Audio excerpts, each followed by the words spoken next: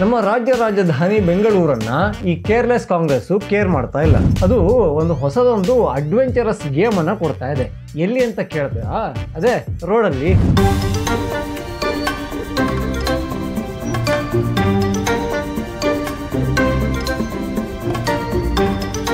School bus ಪಲ್ಟಿ ಹೊಡೆಯೋದು ಬಾಕಿ almost ತಿರುಗಿ ಮಗುಚಿ ಬಿತ್ತು.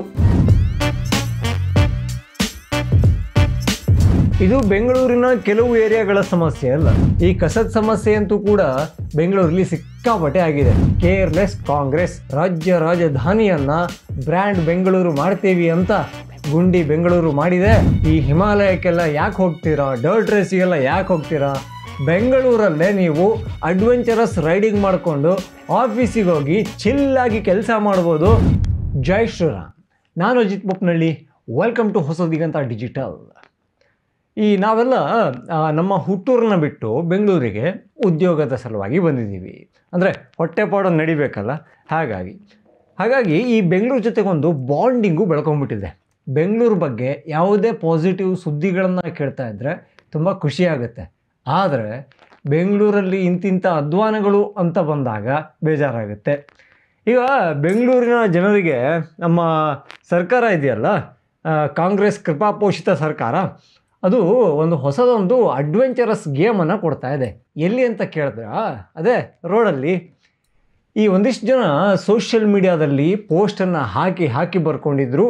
ಈ ವರ್ತೂರು ಭಾಗದಲ್ಲಿ ಈ ಟೆಕ್ ಕಂಪ್ನಿಗಳು ಜಾಸ್ತಿ ಇದಾವಲ್ಲ, ಅಂದರೆ ಇಲ್ಲಿಯ ಟೆಕ್ಕಿಗಳು ಅಲ್ಲಿ ಆಫ್ ರೋಡಲ್ಲಿ ಅಡ್ವೆಂಚರಸ್ ಥರ ಬೈಕನ್ನು ತಗೊಂಡು ಹೋಗಿ ಆಫೀಸಿಗೆ ರೀಚ್ ಆಗುವಂತಹ ವಿಶೇಷವಾದ ಗ್ಯಾರಂಟಿಯನ್ನು ಸರ್ಕಾರ ಕೊಟ್ಟಿದೆ ಅಂತ.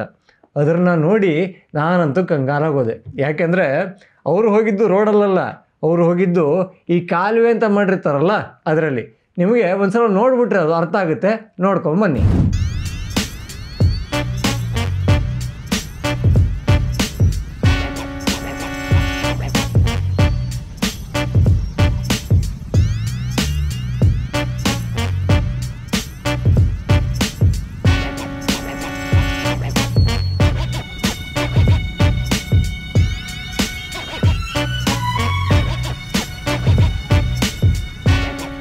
ಈ ಕಾಂಗ್ರೆಸ್ ಸರ್ಕಾರ ಬಂದ ಶುರುವಲ್ಲಿ ಹೇಳಿತ್ತು, ಈ ಬೆಂಗಳೂರನ್ನು ಜಸ್ಟ್ ಬೆಂಗಳೂರಾಗಿ ನಾವು ಇಡೋದಿಲ್ಲ, ಬ್ರ್ಯಾಂಡ್ ಬೆಂಗಳೂರು ಮಾಡ್ತೀವಿ ಅಂತ. ಅಂದರೆ ಈಗ ಮೋದಿಯವರು ಎಲ್ಲೇ ಹೋಗಲಿ ಎಲ್ಲೇ ಬರಲಿ ಗುಜರಾತ್ ಮಾಡೆಲ್ ಅಂತ ಅವಾಗೆಲ್ಲ ಮಾತಾಡ್ತಿದ್ರಲ್ಲ, ಅದೇ ಥರ ಜಗತ್ತಿನ ಬೇರೆ ಬೇರೆ ದೇಶಗಳಲ್ಲಿ ಬೆಂಗಳೂರು ಬ್ರ್ಯಾಂಡ್ ಆಗಬೇಕು ಅಂತ ನಮ್ಮ ಕೈ ಪಕ್ಷ ಒಂದು ಪ್ರಾಮಿಸನ್ನು ಮಾಡಿತ್ತು. ಆದರೆ ಈಗ ಬ್ರ್ಯಾಂಡ್ ಆಗ್ತಾ ಇದೆ, ಆದರೆ ನೆಗೆಟಿವ್ ವಿಚಾರಕ್ಕೆ ಅನ್ನೋದು ಅವ್ರಿಗೆ ಅರ್ಥ ಆಗ್ತಾ ಇದೆಯಾ? ಅರ್ಥ ಆಗ್ತಾ ಇಲ್ಲ. ಯಾಕೆಂದರೆ ಮೊನ್ನೆ ಇದೇ ರಸ್ತೆ ಗುಂಡಿಗಳ ಬಗ್ಗೆ, ಇದೇ ಕಸದ ನಿರ್ವಹಣೆ ಬಗ್ಗೆ ಬಯೋಕಾನ್ ಮುಖ್ಯಸ್ಥೆ ಕಿರಣ್ ಮಜುಮ್ದಾರ್ ಶಾ ಅವರು ಮಾತಾಡಿದ್ದಕ್ಕೆ ಇಡೀ ಕಾಂಗ್ರೆಸ್ ಅವರ ಮೇಲೆ ತಿರುಗಿ ಬಿದ್ದಿತ್ತು.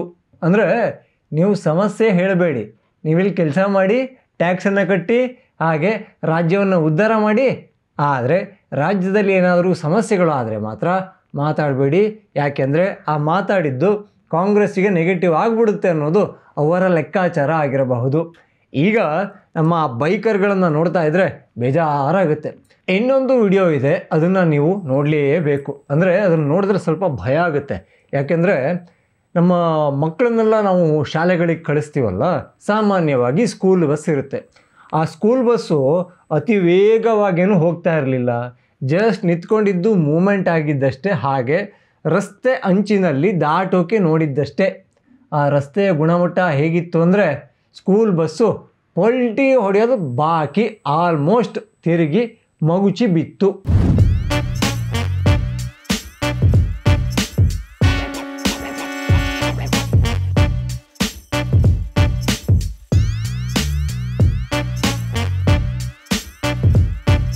ಇದು ಬೆಂಗಳೂರಿನ ಕೆಲವು ಏರಿಯಾಗಳ ಸಮಸ್ಯೆ ಅಲ್ಲ. ಈಗ ಈ ಡಾಂಬರ್ ರೋಡಿನ ಪಕ್ಕವೇ ಒಂದು ಸ್ವಿಮ್ಮಿಂಗ್ ಪೂಲ್ ಆಗಿರುತ್ತೆ. ಆ ಸ್ವಿಮ್ಮಿಂಗ್ ಪೂಲಲ್ಲಿ ಬೈಕನ್ನು ಇಳಿಸೋಕ್ಕಂತೂ ಬೈಕರ್ಗಳಿಗೆ ಭಯಂಕರ ಭಯ ಆಗುತ್ತೆ. ಯಾಕೆಂದರೆ ಗುಂಡಿ ಎಷ್ಟು ಆಳವಾಗಿದೆ ಅಂತ ಮೇಲ್ನೋಟಕ್ಕೆ ಕಾಣೋದೇ ಇಲ್ವಲ್ಲ. ಹಾಗಂತ ದೊಡ್ಡ ದೊಡ್ಡ ಗಾಡಿಗಳು ಇಳಿದ್ರೆ ಸೇಫಾ? ಖಂಡಿತ ಅಲ್ಲ. ಯಾಕೆಂದರೆ ಸಾಕಷ್ಟು ಜನ ಈಗ ಬೆಂಗಳೂರಿನ ಗುಂಡಿಗಳ ಬಗ್ಗೆ ರೋಸ್ ಹೋಗಿದ್ದಾರೆ. ನಮ್ಮ ಸರ್ಕಾರ 7 ದಿವಸ ಟೈಮನ್ನು ಕೊಟ್ಟಿತ್ತು, ಅಂದರೆ ಡೆಡ್ಲೈನ್ ಕೊಟ್ಟಿತ್ತು. ಆ ಡೆಡ್ಲೈನಲ್ಲಿ ಸಾವಿರಾರು ಕೋಟಿ ಖರ್ಚು ಮಾಡಿ ಬೆಂಗಳೂರಿನ ಗುಂಡಿಗಳನ್ನು ಮುಚ್ಚಬೇಕು ಅಂತ, ಅಂದರೆ ಈಗ ಹಣೆಗೆ ಗನ್ನಿಟ್ಟು ಹೇಳೋದು ಅಂತಾರಲ್ಲ, ಆ ರೇಂಜಲ್ಲೇ ಹೇಳಿತ್ತು. ಆದರೆ ಆ ಕೆಲಸ ಆಗಲೇ ಇಲ್ಲ. ಈಗ ಡೆಡ್ಲೈನಿಂದು ಮತ್ತೆ ವಿಸ್ತರಣೆ ಆಗಿದೆಯಂತೆ. ಆ ಡೆಡ್ಲೈನಿಗೆ ಅವಾಗವಾಗ ಜನ್ಮ ಸಿಗುತ್ತೆ, ಪುನರ್ಜನ್ಮ ಆಗುತ್ತೆ, ಮತ್ತೆ ಒಂದಿಷ್ಟು ದಿವಸ ಮುಂದೆ ಹೋಗುತ್ತೆ. ಅಂದರೆ ನೀವು ಆನ್ ಟೈಮಿಗೆ ಕೆಲಸ ಮಾಡಲೇಬೇಡಿ, ಕೆಲಸ ಆಗಿಲ್ಲ ಅಂದರೆ ಹೇಳಿ, ಮತ್ತು ಆ ಡೆಡ್ಲೈನನ್ನು ಒಂಚೂರು ಮುಂದೆ ಕಳಿಸೋಣ. ಈಗ ಡೆಡ್ಲೈನ್ ಅಂದ್ರೇ ಆ ಟೈಮಿಗೆ ಮುಗಿಬೇಕು ಅಂತ ಅಲ್ವಾ, ಅದನ್ನೇ ಒಂಚೂರು ಮುಂದೆ ಹಾಕೋಣ, ಇನ್ನೊಂದು ಸ್ವಲ್ಪ ದಿವಸ ಮುಂದೆ ಹಾಕೋಣ. ಜನ ಬೊಬ್ಬೆ ಹೊಡಿಲಿ, ಕೂಗಾಡಲಿ, ಶಾಪ ಹಾಕಲಿ, ನಮಗೇನಾಗೋದಿದೆ ಅನ್ನೋ ಥರದಲ್ಲಿ ಆಡಳಿತ ವರ್ಗ ಇದ್ದ ಹಾಗಿದೆ. ಇನ್ನೂ ಒಂದು ವಿಡಿಯೋ ಇದೆ, ಅದನ್ನು ಕೂಡ ನೀವು ನೋಡಬೇಕಾಗುತ್ತೆ. ಅಂದರೆ ಅದು ಬೆಂಗಳೂರಿನದ್ದೇ ವಿಡಿಯೋ, ಬೆಂಗಳೂರಿನದ್ದೇ ರಸ್ತೆ. ಆದರೆ ಆ ರಸ್ತೆಯಲ್ಲಿ ಎಲ್ಲಾದರೂ ಅಪ್ಪಿತಪ್ಪಿ ಡಾಂಬರ್ ಅನ್ನೋದು ಕಾಣ್ತಾನೇ ಇಲ್ಲ. ಹಾಗೆ ಏರಿಳಿತಗಳು ಭಯಂಕರ ಇದೆ. ಜೊತೆಗೆ ಗುಂಡಿಗಳಂತೂ ಎಲ್ಲ ಕಡೆ ಇರೋ ಥರ ಇದೆ. ನೀರು ಕೂಡ ತುಂಬಿಕೊಂಡಿದೆ. ಆಟೋಗಳು ಇಲ್ಲಿ ಬೀಳ್ತಾವೋ ಅಲ್ಲಿ ಬೀಳ್ತಾವೋ ಅಂತ ಲೆಕ್ಕಾಚಾರ ಹಾಕ್ಕೊಂಡು ಹಿಂದ್ಗಡೆ ಗಾಡಿ ಬರೋ ಥರ ಆಗಿದೆ. ಆ ವಿಡಿಯೋ ಒಂದು ಸಲ ನೋಡ್ಕೊಂಬನ್ನಿ.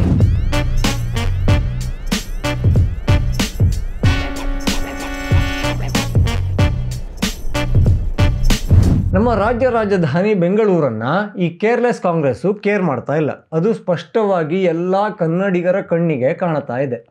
ಆದರೆ ಅವ್ರ ಹತ್ರ ಏನಾದರೂ ಕೇಳಕ್ಕೆ ಹೋದರೆ, ಏನಾದರೂ ಸಮಸ್ಯೆ ಹೇಳಿದ್ರೆ, ಗ್ಯಾರಂಟಿ ಬರ್ತಾ ಇಲ್ವಾ, ಗೃಹಲಕ್ಷ್ಮಿ ಬರ್ತಾ ಇಲ್ವಾ, ನಿನ್ನ ಹೆಂಡತಿಗೆ ಫ್ರೀ ಬಸ್ ಇಲ್ವಾ, ಈ ಥರ ಪ್ರಶ್ನೆಗಳನ್ನು ಅವರೂ ಸೇರಿದಂತೆ ಅವರ ಕಾರ್ಯಕರ್ತರೆಲ್ಲ ರೆಡಿ ಇಟ್ಕೊಂಡಿರ್ತಾರೆ.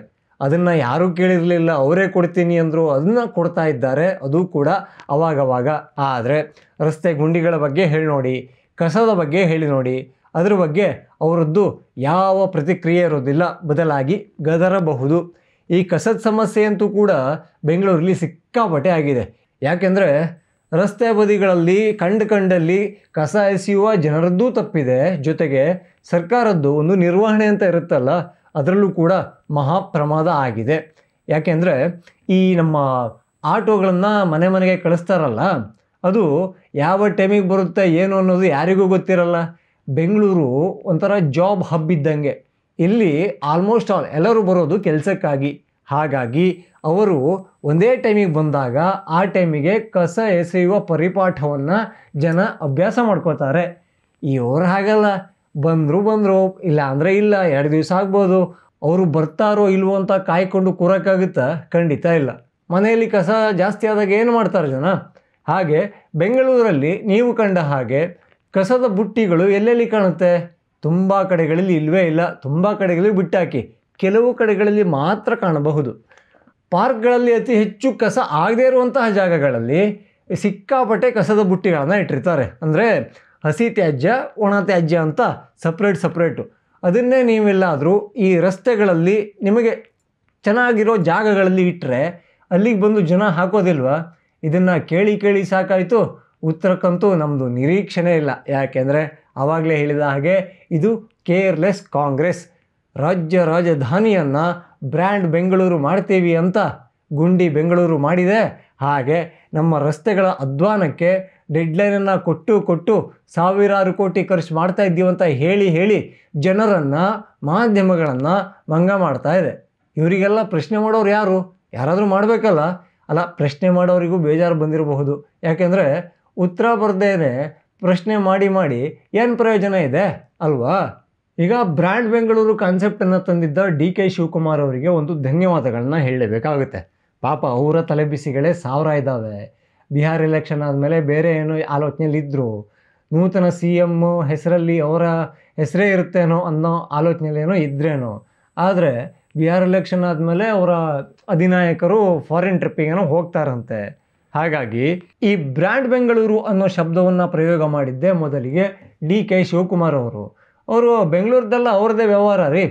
ಈ ಸರ್ ನೀವು ಒಂದು ಡೆಡ್ಲೈನ್ ಕೊಟ್ಟಿದ್ರಲ್ಲ, 7 ದಿವಸದಲ್ಲಿ ಬೆಂಗಳೂರಿನ ಎಲ್ಲ ಗುಂಡಿಗಳನ್ನು ಮುಚ್ಚಬೇಕು ಅಂತ. ಈ ಥರ ಪ್ರಶ್ನೆ ಬಂದಾಗ ಸಿದ್ದರಾಮಯ್ಯನವರು ಏನು ಹೇಳಿದ್ರು? ಆಸ್ಕ್ ಮಿಸ್ಟರ್ DK ಶಿವಕುಮಾರ್ ಅಂದರು. ಅಂದರೆ ನನಗೆ ಮತ್ತು ಬೆಂಗಳೂರಿಗೆ ಸಂಬಂಧನೇ ಇಲ್ಲ, DK ಶಿ ಅವರು ಗುತ್ತಿಗೆ ತೊಗೊಂಡ್ಬಿಟ್ಟಿದ್ದಾರೆ, ಉದ್ಧಾರ ಆದರೂ ಅವರೇ, ಸಮಸ್ಯೆ ಆದರೂ ಅವರೇ ಅಂತ ಅವರನ್ನೇ ಪ್ರಶ್ನೆ ಕೇಳಿ ಅನ್ನೋ ಥರದಲ್ಲಿ ಅವರು ಹೇಳಿದರು. ಸೊ ಈಗ ನಮ್ಮ ಟೆಕ್ಕಿಗಳಿಗೆ ಈ ಹಿಮಾಲಯಕ್ಕೆಲ್ಲ ಯಾಕೆ ಹೋಗ್ತೀರಾ, ಡರ್ಟ್ ರೇಸಿಗೆಲ್ಲ ಯಾಕೆ ಹೋಗ್ತೀರಾ, ಬೆಂಗಳೂರಲ್ಲೇ ನೀವು ಅಡ್ವೆಂಚರಸ್ ರೈಡಿಂಗ್ ಮಾಡಿಕೊಂಡು ಆಫೀಸಿಗೆ ಹೋಗಿ ಚಿಲ್ಲಾಗಿ ಕೆಲಸ ಮಾಡ್ಬೋದು, ಅಂಥದ್ದೊಂದು ವ್ಯವಸ್ಥೆಯನ್ನು ಬೆಂಗಳೂರಲ್ಲಿ ನಾವು ಕಲ್ಪಿಸಿದ್ದೀವಿ ಅಂತ DK ಶಿವರು ಹೇಳಿದರೂ ಕೂಡ ಅಚ್ಚರಿ ಇಲ್ಲ. ಯಾಕೆಂದರೆ ಸಮರ್ಥನೆ ಮಾಡಿಕೊಳ್ಳೋದ್ರಲ್ಲಿ ಅವರು ಎತ್ತಿದ ಕೈ ಅಲ್ವಾ. ಹಾಗಾಗಿ ಸೊ ನೀವೊಂದು ಕೆಲಸ ಮಾಡಿ, ಬೆಂಗಳೂರಿಗೆ ಬನ್ನಿ, ಇಲ್ಲಿ ಎಲ್ಲರಿಗೂ ಕೆಲಸ ಇದೆ, ಇಲ್ಲಿ ಒಳ್ಳೆ ಸಂಬಳಗಳು ಕೂಡ ಸಿಗುತ್ತೆ, ಇಲ್ಲಿ ಕೆಲಸ ಮಾಡಿ, ದುಡಿಮೆ ಮಾಡಿ, ಹಾಗೆ ಟ್ಯಾಕ್ಸನ್ನು ಕಟ್ಟಿ. ಬಟ್ ಮೂಲಭೂತ ಸೌಕರ್ಯಗಳು ಅಂತ ಏನೆಲ್ಲ ಇರುತ್ತಲ್ಲ, ಚರಂಡಿ ಸಮಸ್ಯೆನೋ, ಕಸದ ಸಮಸ್ಯೆನೋ, ರಸ್ತೆ ಸಮಸ್ಯೆನೋ, ಇದ್ಯಾವುದು ಕೂಡ ಕೇಳೋಕ್ಕೆ ಹೋಗಬೇಡಿ. ಕೇಳಿದ್ರೆ ಏನಾಗುತ್ತೆ? ಏನೂ ವ್ಯತ್ಯಾಸ ಆಗೋದಿಲ್ಲ. ಜೈ ಶ್ರೀರಾಮ್.